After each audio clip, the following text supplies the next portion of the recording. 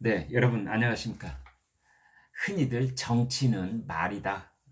말로 시작해서 말로 끝난다. 뭐 이런 얘기가 있는데 요즘 재미난 거 하나 제가 듣게 돼서 여러분과 공유를 하겠습니다.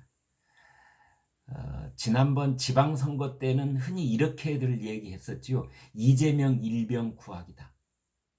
선거가 광역단체장을 몇 석 차지하고 뭐 기초단체장을 어떻게 하고 뭐 이런 데 정신이 팔려 있기보다는 오로지 이재명 전 경기지사, 이재명 전 대선 후보를 살려내기 위해서 그에게 방탄조끼를 입혀주기 위해서 인천 계양을 국회의원 보궐선거에 그 사람을 출마시켰고 그것이 그냥 핵심 포인트고 나머지는 뭐 되거나 말거나 뭐 이렇게 팽개친 것이 아니냐.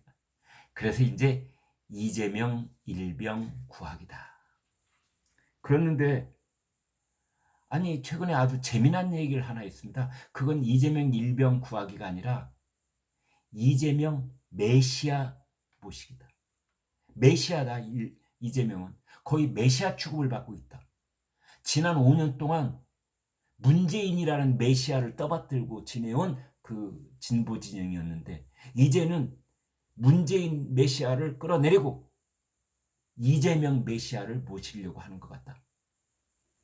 이 얘기를 뭐 언론사 기자가 한 것도 아니고 국민의힘 사람이 한 것도 아니고 더불어민주당의 김종민 의원이 이런 말을 했습니다. 좀 소개해드리겠습니다.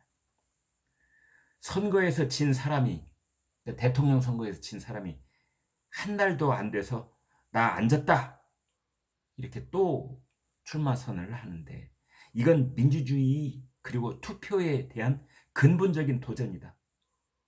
민주당의 민주주의가 완전히 망가져 있다. 김종민 의원이 그렇게 말을 했습니다. 송영길 전 대표에게도 말씀드리고 이재명 후보 주변에도 절대 나가면 안 된다. 그렇게 얘기를 했었는데 그리고 출마 선언 전날까지도 주변 분들은 안 나간다 했었는데 너무 배신감을 느낀다. 그렇습니다.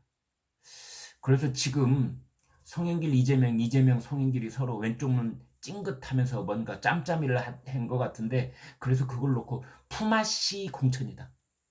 서울은 이재명이 강력하게 밀어서 송영길이 출마하고 인천 계양을은 뭐 민주당 텃밭이라고 하는데 송영길이 자리 비켜줘가지고 이재명이 글로 출마하고 누이 좋고 매부 좋고 꼭 먹고 알 먹고 둥지털을 군불대고 이제 이런 얘기가 있었습니다. 그래서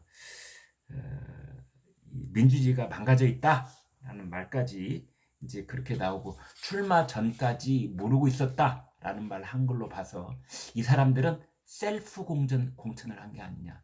더불어민주당의 전략공천위원회 거기서 뭐 오간 얘기들은 다 무효가 되고 밤늦게 전화를 해가지고 여기는 누구 뭐 이런 식으로 이제 그런 얘기가 아니냐.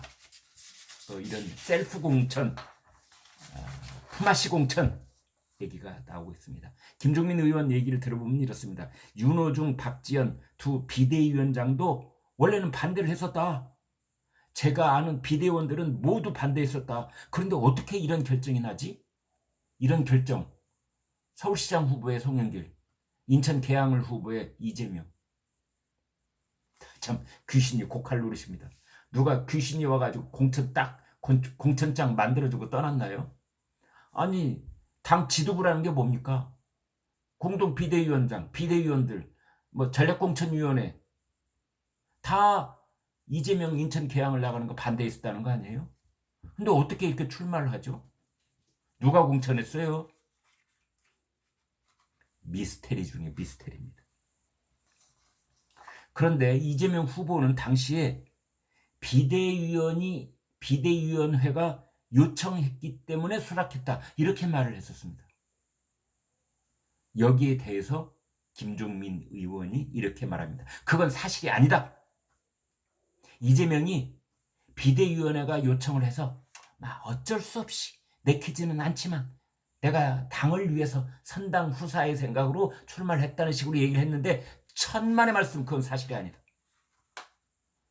비대위원들한테 다 물어봐라. 누가 이걸 주장한 사람이 없다. 심지어 이재명 후보의 측근들까지도 전날까지 반대했었다.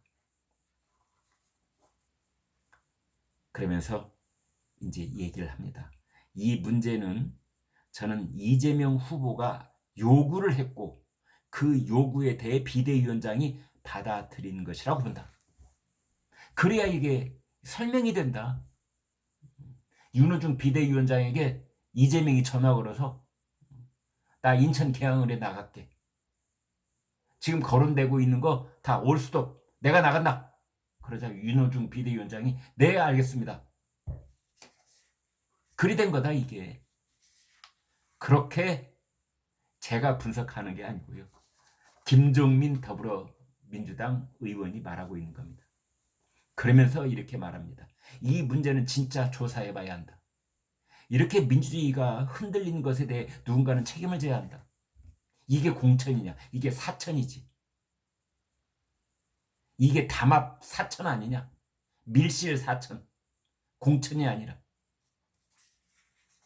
그래서 지금부터 조사에 들어가야 된다. 공천 조사. 그리고 책임질 사람은 책임을 져라. 이겁니다. 송영길도 책임지고 이재명도 책임지고 당시 비대위원장이었던 윤호중도 책임지고 무서운 얘기를 하고 있는 겁니다, 여러분. 그 다음 얘기가 바로 이 대목입니다. 민주당은 문재인 대통령을 거의 메시아처럼 보시면서 5년 동안 제대로 하지도 못했고 그런데 지금은 이재명 후보를 메시아처럼 보시면서 지방선거를 마쳤다. 참 매우 특별한 시각으로 현 상황을 분석하고 비판하고 있습니다. 우리 안에 있는 그러니까 민주당 사람들 마음속에 있는 메시아 민주주의 누구 하나를 이렇게 떠받들듯 옹립하는 이른바 메시아 민주주의 87년 이후에 대한민국을 메시아가 구원할 수 있다며 5년마다 한 번씩 메시아를 찾아 나선다. 일찍이 어떤 정치평론가한테서 볼 수 없었던 정말 전곡과 핵심을 찌르는 김종민 의원의 분석이 아닐 수가 없습니다. 메시아 민주주의. 더불어민주당은 87년부터 지금까지 몇 년 동안입니까? 지금 20일이니까 35년 동안 메시아 민주주의를 해왔다. 여기에 대한 뼈저린 비판이 이어집니다.